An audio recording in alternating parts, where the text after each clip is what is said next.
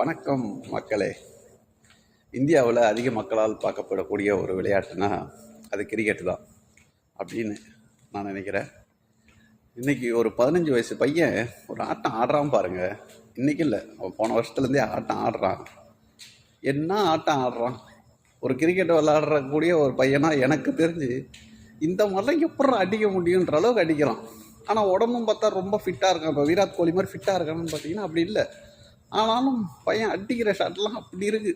அது எப்பேற்பட்ட பவுலர், நம்மளுக்கு தெரிஞ்ச ஒரு நல்ல பவுலர்கள்னு சொல்லக்கூடிய எல்லாரும் ஓவர்லேயுமே மினிமம் சிக்ஸஸ்ஸு, ஃபஸ்ட்டு பாலோ இல்லை செகண்ட் பாலோ இல்லை ஹார்டிக் சிக்ஸோடு அடிச்சிருக்கான். இன்றைக்கி பேட் கமின்ஸ் ஓவரில் 3 சிக்ஸ் அடிக்கிறான். என்ன அடிக்கிறான்!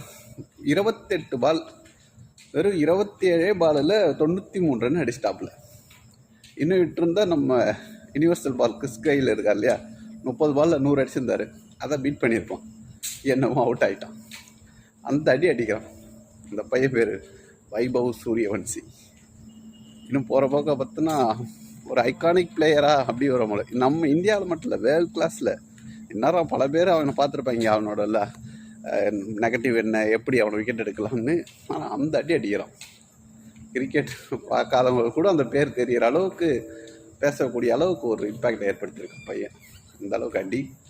அதனால் இன்று ராஜஸ்தான் ராயல்ஸ் வெற்றி பெற்று குவாலிஃபையர் 2க்கு போகிறாங்க. இது ஐபிஎல்லோட அப்டேட். நன்றி.